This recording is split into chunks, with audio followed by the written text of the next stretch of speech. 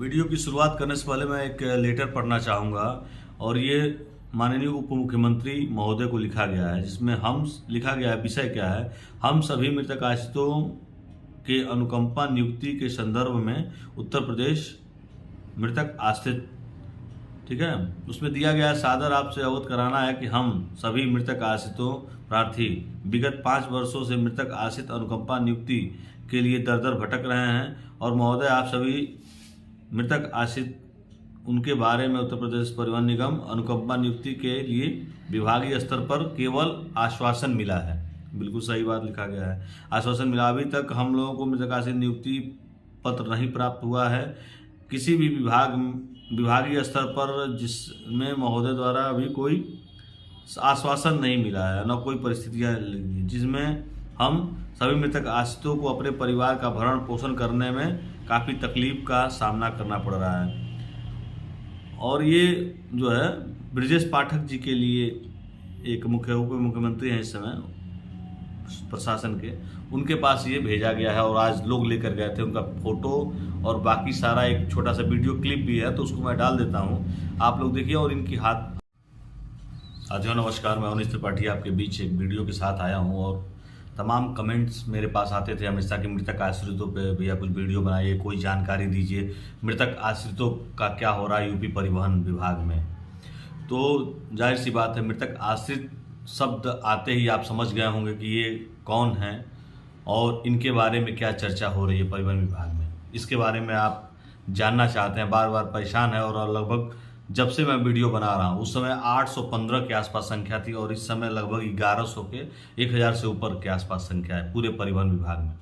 और गोरखपुर परिक्षेत्र नहीं लेके पूरा लगभग 100 कितना जिला है अपना, 125 जिला, वहाँ हर जिले में 1-2 आदमी आपको मृतक आश्रित मिल जाएंगे और यूपी परिवहन विभाग के। और वो कहीं ना कहीं किसी चालक के पुत्र होंगे, किसी परिचालक के पुत्र होंगे, किसी कारखाने में काम करने वाले कर्मचारी के लड़के होंगे। और उनकी दशा ये है कि वो भुखमरी के कगार पे हैं, क्योंकि जब तक पिता की तनख्वाह आती थी, पिता की सैलरी आती थी, तो उसके हिसाब से घर का खर्च और तमाम चीज़ें चलती थी, पढ़ाई लिखाई दवाई सारी व्यवस्थाएं चलती थी। लेकिन इस समय और ये परिस्थिति ऐसी है कि महंगाई का समय आप सभी लोग जानते हैं, कोई ऐसा नहीं है, किसी से छुपा नहीं है। और लगभग परिवहन विभाग में तनख्वाह का भी सब लोग जानते हैं कितनी तनख्वाहें हैं, और हर परिवार में लगभग 2 बच्चे कम से कम है हैं, और हर मृतक आश्रित की पत्नी है। तो अगर देखा जाए तो कम से कम 4-5 का परिवार अगर है और पेंशन के नाम पर 0 है, क्योंकि परिवहन विभाग में पेंशन ऐसी आती है कि आप अगर सब्जी खरीद कर लाएंगे तो भी 1 महीने नहीं चलेंगे, अगर आप दाल खरीद कर लाएंगे तो भी 1 महीना नहीं चलेगा। बस इतना जान लीजिए, कहना नहीं है, सभी लोग हर चीज़ को जानते हैं कितना कम वेतन और कितनी कम व्यवस्था में परिवहन विभाग के कर्मचारी जी रहे हैं।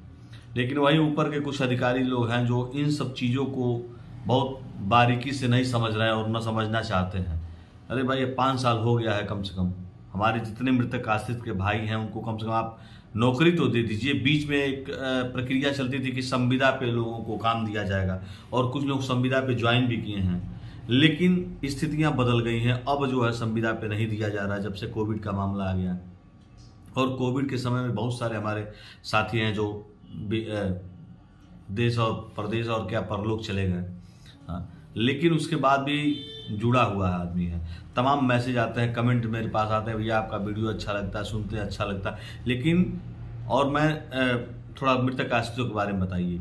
मैंने कई बार वीडियो के माध्यम से ही आप लोगों से अपील भी किया था, जितने मृतक आश्रित हमारे साथी हैं, कम से कम आप ट्विटर पे जाइए, परिवहन मंत्री को लिखिए, मुख्यमंत्री को लिखिए, ब्रजेश पाठक जी को लिखिए और तमाम जो भी प्रधानमंत्री को लिखिए, सबको रोज़ ट्वीट करिए। बहुत पैसा नहीं लगना है, एक पहले पोस्ट कार्ड जाता था, तमाम चीज़ें होती थी, आप ईमेल कर सकते हैं, आपके सामने जग व्यवस्था है। आप अपने जो क्षेत्र के विधायक हैं उनसे एक बार मिलिए, 2-3 लोग 5 लोग मिलिए और उनको एक एप्लीकेशन, भाई विधानसभा में एक कम से कम प्रश्न पूछा जाए परिवहन मंत्री से। अगर हमारी संख्या अधिक होगी, हमारी सारी व्यवस्थाएं अधिक है, चुनाव आने वाला है, हो सकता है किसी नेता का दिमाग लग जाए और कोई भगवान की ऐसी कृपा हो जाए और दिमाग में बैठ जाए और आपका काम हो जाए। उसी सिलसिले में कुछ लोग गए थे मिलने के लिए ब्रजेश पाठक जी से। मैं सुबह से काफ़ी मैसेज देख रहा हूँ। मैंने सोचा सबसे कहूँ, एक बार बात बताऊँ कि नहीं बताऊँ कि इसको गुप्त रखा जाए कि कुछ लोग गए थे मिलने के लिए, क्या हुआ क्या नहीं हुआ। लेकिन समस्या यह है कि जब हमारे उनमें से एक व्यक्ति से बात हुई तो उन्होंने बताया कि भैया हम लोग की संख्या पूरे प्रदेश में जो है 1000 के आसपास है, और आज हम लोग आए थे मुश्किल से 20 आदमी, 15 आदमी, 10 आदमी, यही कंडीशन थी। और खुद शर्म लग रहा था हम लोगों को कैसे हम लोग अपनी बातों को रखें, क्योंकि एक व्यवस्था है जिसके पास जनता है दुनिया उसकी सुनता है। आज अगर मोदी जी प्रधानमंत्री हैं तो उनके पास लोग हैं, तभी वो प्रधानमंत्री बने हैं। अगर योगी जी प्रधानमंत्री बने तो उनके पास लोग हैं। अगर राम मंदिर बना तो उनके पास लोगों की आस्था थी, भाई मंदिर बनेगा। आप अगर चाहते हैं, आप अपने आप को 1000 हैं, 1000 की संख्या कम नहीं है। जब मुख्यालय पे पहुंचेंगे तो और अपने व्यवस्थाओं के साथ जब आप अपने दर्द को, अपनी पीड़ा को बताएंगे कि बच्चे की फीस नहीं जमा कर पा रहे हैं, बहुत अच्छे स्कूल में जब वो थे तो पढ़ाते थे, आज हम उस स्कूल में नहीं पढ़ा पा रहे हैं, हमारी व्यवस्था नहीं है। बहुत सारी चीज़ें ऐसी हैं जो वीडियो के माध्यम से नहीं कहा जा सकता है कि कैसे खर्च वर्च चल रहा है यूपी परिवहन विभाग में जो मृतक आश्रित हैं उनके परिवार की। तो बहुत दुख और तकलीफ की चीज़ें हैं, और काफ़ी लोग मिलते हैं, बहुत लोगों का फ़ोन आता है। एक हमारी परिचित हैं, वो मैडम भी फ़ोन करती हैं, उनके हस्बैंड एक्सपायर कर गए। वो बता रही थी कि वो ब्यूटी पार्लर में काम कर रहे हैं, इस समय परेशान है, एक छोटा सा बच्चा है, कैसे घर का खर्च चलता है। वो तो उनके भाई साहब हैं, उनकी मदद कर देते हैं तो थोड़ा बहुत काम चल जाता है। लेकिन ये कब तक? क्या 1500-1600 रुपये में हम काम चला लेंगे? 2000-2200 रुपये में हमको क्या मिल जाएगा भाई?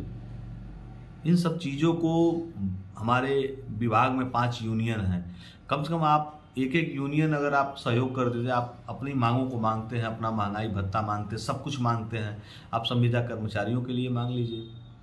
कम से कम कुछ नहीं तो आपके साथ ही रहे हैं, आपके साथ चंदा कटाए हैं, हर साल 100 रुपये का चंदा कटाते थे आपके साथ, कम से कम आप ही लोग कुछ कर दीजिए। तमाम यूनियन है, 5 यूनियन है कि नहीं है, कम से कम आप ही लोग मुद्दा उठा देते। लेकिन कोई सुनने वाला नहीं है। लेकिन आज जो घटना घटी है, इसलिए गए थे लोग और मिले हैं, आश्वासन मिला है। हो सकता है कि बहुत जल्द आप लोगों को खुश खबरी मिले। आप लोग अपना कागज पत्तर जो भी है सब जमा है, सब कुछ, उसमें कुछ करना नहीं है। लेकिन मैं निवेदन करूंगा कि जितने अगर साथी हैं ये वीडियो देख रहे हैं मृतक आश्रित, आप या तो अपना नंबर में ग्रुप मैसेज में डाल दीजिए, या अपनी व्यवस्था को बताइए कहाँ से रहने वाले हैं, किस लोगों से आपसे संपर्क कराया जाए, कैसे सबको एकजुट किया जाए और मुख्यालय पर एक जबरदस्त धरना दिया जाए या एक प्रदर्शन किया जाए या उनसे मिला जाए, अपनी बातों को एमडी तक पहुंचाया जाए, परिवहन मंत्री तक पहुंचाया जाए। देखिए, जब तक संख्या नहीं रहेगी तब तक आप कुछ कर नहीं पाएंगे। अब मैं फोटो और वीडियो डाल देता हूं, आप देखिएगा कितने लोग गए थे। आपको सुनकर देखकर आश्चर्य होगा। उसमें कुछ ऐसे लोग होंगे जिनसे आप मिले होंगे, साथियों से आप बात किए होंगे फ़ोन पे। मैं चाहूँगा कि आप लोग संपर्क में रहिए। अगर सब लोग बढ़ेंगे, जुटेंगे, एक साथ रहेंगे तो हो सकता है बड़ा अच्छा काम हो जाए, और भगवान करे कि आप सभी लोग ज्वाइन करें, फिर हम लोग के साथ काम करें और फिर एक साथ ड्यूटी किया जाए। जो जानकारी नहीं रहेगी वो बताया जाएगा आपको। आपके पास भी बहुत सारी जानकारी है जो आप बता सकते हैं हम लोगों को।